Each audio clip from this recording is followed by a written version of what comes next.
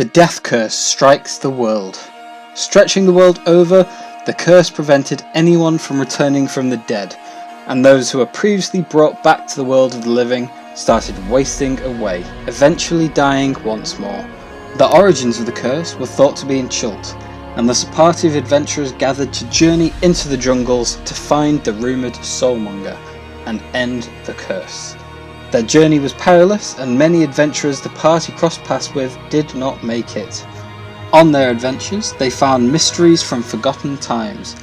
The party received wisdom from a guardian Naga, met a long-lost Chultan queen, and received prophecies and rewards from Uteo, the long, quiet, and ancient god of Chult.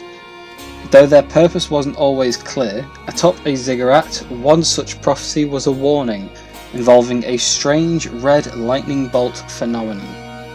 The party eventually found the lost city of Omu, faced and parleyed with an ancient evil Ras Nasi, and made their way into the tomb of the 9 gods, supposedly the point of origin of the curse. Unfortunately, the tomb was also the killing grounds of a Sararak, a lich older than the ruins around them.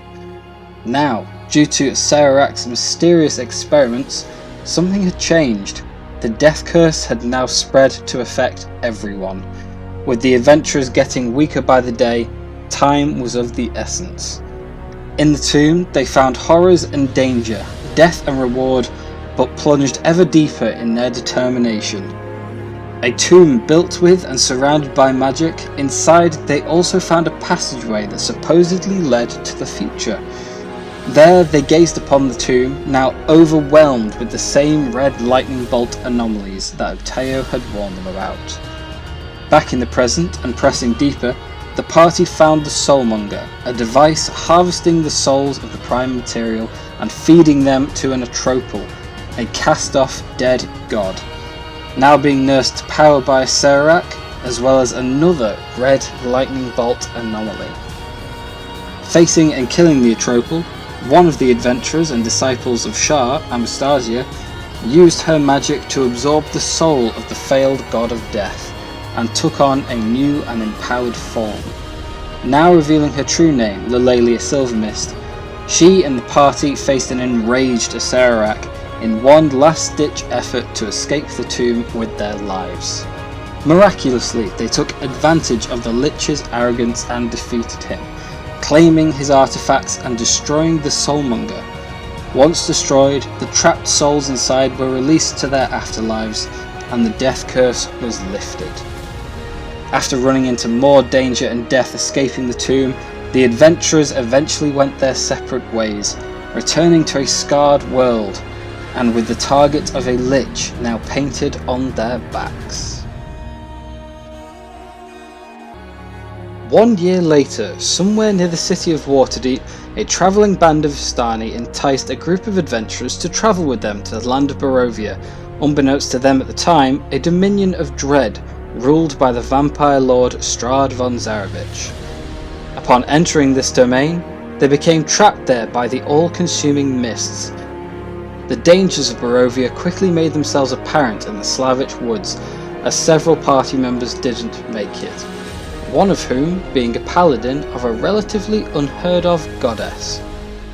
Soon after, Limvala, another follower of this mysterious goddess, arrived to recover the possessions of her fallen sister, as well as stake a claim to Barovia in the name of her goddess, Lalalia.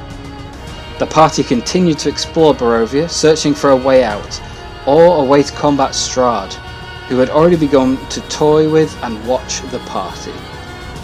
More trouble met the group when party member Autumn's latent planar powers began to manifest, but she could not control her abilities and soon began appearing and disappearing at random as she was dragged and fell through the ethereal plane.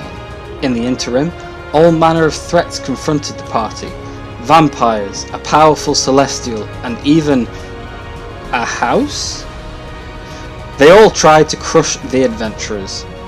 Trying to bring light to a dark realm, the party overthrew the Burgomaster of Valaki and installed Fiona Watcher as their new ruler, before then overthrowing her too in favour of her daughter, Stella Watcher.